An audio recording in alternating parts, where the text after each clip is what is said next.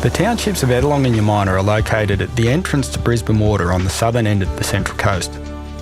Prior to rail and road travel, Ettalong was the gateway to Gosford, with all trade to and from the area transiting Brisbane Water on boat and barge, exiting the Central Coast via a sometimes treacherous channel across the Boxhead Shoals. The traditional custodians of the estuary were the dark and young people. It's reasonable to conclude that their relationship with the processes that shaped the estuary was relatively harmonious for several thousand years. Brisbane Water was first explored by Europeans in 1789, shortly after establishing the penal settlement at Port Jackson. On the 10th of June 1789, in his diary, Captain John Hunter described, somewhat prophetically, the perils of the entrance to Brisbane Water, noting that at low tide with a southerly swell, it was impossible to navigate. Unbeknownst to Captain Hunter, this heralded the first salvo in a conflict between humans and coastal processes, which continues to this day. This presentation provides an overview of the long history of coastal protection works along the beaches of Broken Bay and within the entrance reach of Brisbane Water, and provides an introduction to the Umina-Ocean Beach Erosion Management Project, which seeks to develop a holistic and integrated strategy to guide future actions in this area. Umina and Ocean Beach are situated on the southern edge of the Woy Woy Sandplain.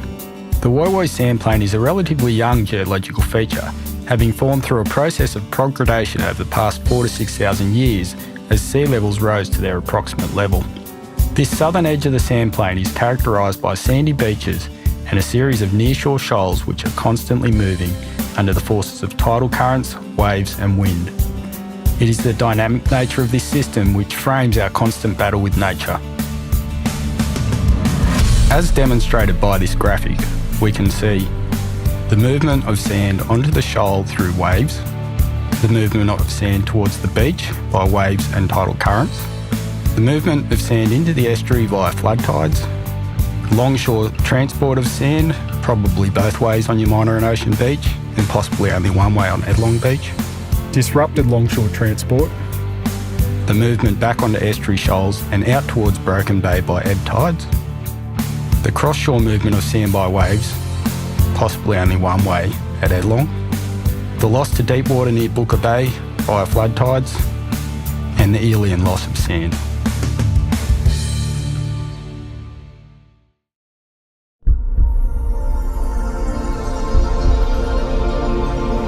Prior to the completion of the Woy Woy Rail Tunnel in 1888, access to Gosford from Sydney was almost exclusively by water. This meant that nearly all trade had to cross the bar at the entrance to Brisbane Water. In those days, nature had the upper hand because vessels were underpowered and hard to manoeuvre in tight areas, and it is therefore not surprising that there were many groundings on half-tide rocks and the beaches. Seafarers apparently understood the difficulties and risks for the most part and would time their entry or exit with the correct tide. Notwithstanding, there were frequent calls to dredge the entrance and blow up half-tide rocks. Calls for dredging persist to this day, and there are still people that would like authorities to entertain the idea of blowing up half-tide rocks or implementing significant engineering solutions such as training walls. The opening of the Woy Woy Rail Tunnel foreshadowed an intensification of development on the Woy Woy Peninsula. Ettalong was a popular tourist destination for Sydney-siders, and as such, this was one of the areas where expansion occurred first. Everyone wanted to be near the water, and thus a proverbial line in the sand was drawn between fixed urban infrastructure and the estuarine beaches. Unfortunately, this line was too far forward and did not account for the dynamic nature of coastal environments. Sand dunes are like shock absorbers. They expand and contract in response to short-term processes like tides and daily weather conditions, and longer-term climate patterns. Coastal erosion is a natural process. Eroded beaches are not broken, nor are they indicative of a failure of management. Notwithstanding, it's important to understand the cycles of erosion in a given embayment to empower effective planning and management. Coastal erosion only becomes an issue in instances where humans build static infrastructure within the dynamic part of a beach or estuary foreshore.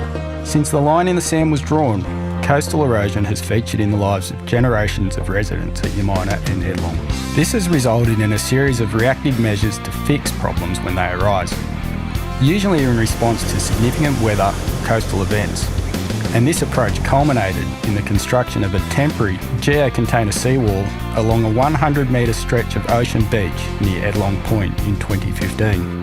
Unfortunately, ad hoc protection works are often implemented under intense political and community scrutiny without enough planning and design work, and as a result often have undesirable impacts which can lead to further ad hoc works.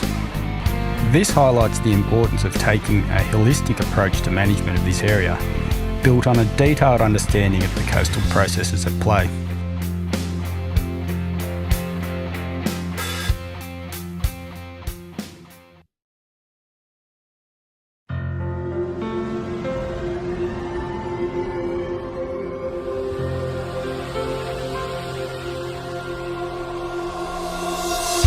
The first attempt to stabilise the foreshore of Ettalong Beach in the vicinity of Picnic Parade was undertaken in the 1940s when minor works were constructed to address localised erosion of the beach. This was complemented by some beach nourishment.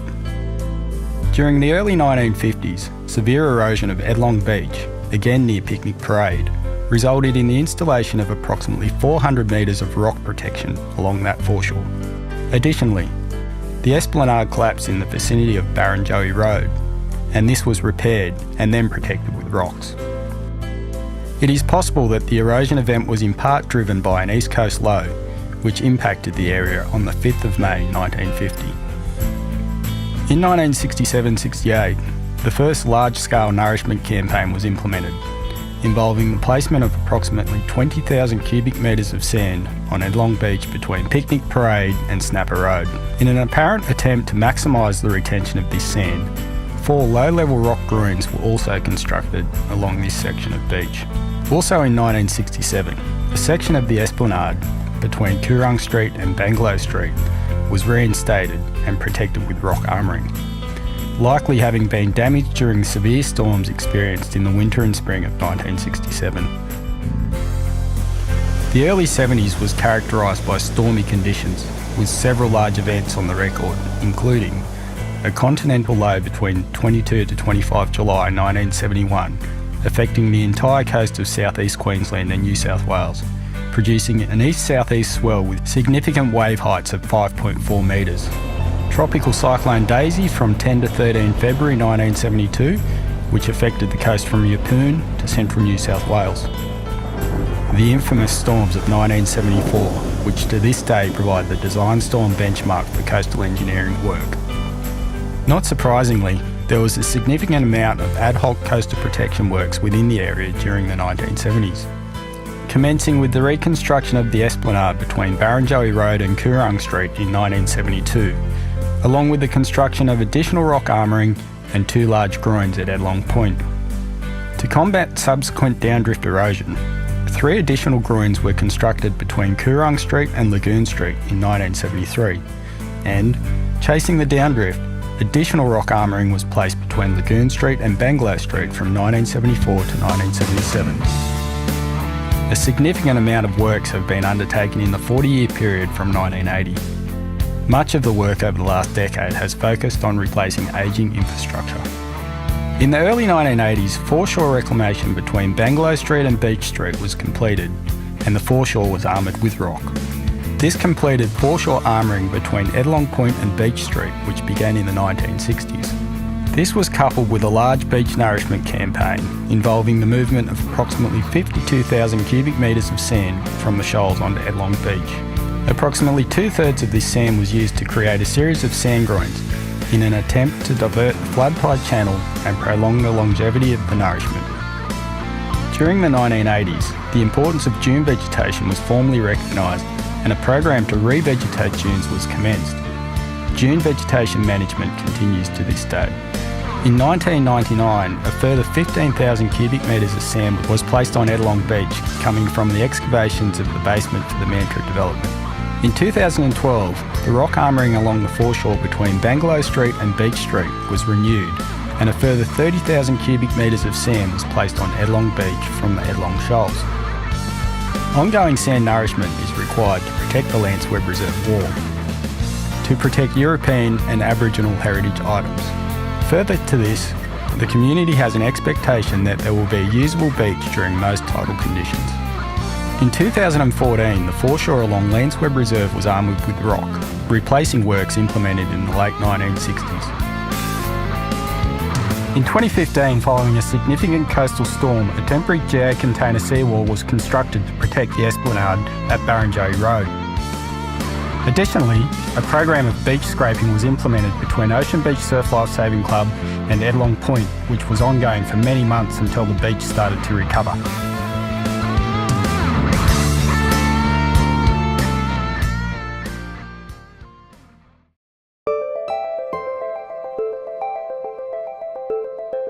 History has taught us that if we as a community wish to maintain our line in the sand in this location, coastal protection works will be required. There will be impacts because the ultimate underlying intention of coastal protection works is to change natural processes to mitigate risk to property and infrastructure or perceived negative changes to sandy foreshores. An eroded beach is not broken, it's simply in a phase which humans find less desirable. Central Coast Council has a desire to develop and implement a holistic management strategy for this location, informed by a better understanding of coastal processes, making it more proactive and less confrontational with nature. There will still be impacts, however, by developing a better understanding and appreciation for the natural forces shaping the area, and Council will be better able to foresee and articulate unavoidable impacts. The intention is to work closely with the community to enable integrated management of multiple issues, ranging from maintenance of the navigation channel to beach nourishment to protection of assets and infrastructure. The Umina-Ocean Beach Erosion Management Strategy will provide the framework enabling this proactive approach to be realised. The program has involved intensive investigations of the morphodynamics of the Boxhead shoals and associated beaches, the feasibility of beach nourishment to improve beach amenity, and development of design options for terminal protection of the esplanade and adjacent infrastructure. Triggers for implementing actions are tied to various parameters, including the depth and width of the entrance channel, tidal prisms, and beach volumes. Implementing the strategy will require ongoing monitoring of the sedimentary system, so that works can be planned and carried out before major issues manifest. This will also facilitate improved communication between Council, the community, and other key stakeholders. Broken Bay is a unique and beautiful environment, and it's of paramount importance that the preservation of the natural environment is front and centre in our shared strategies to manage this area.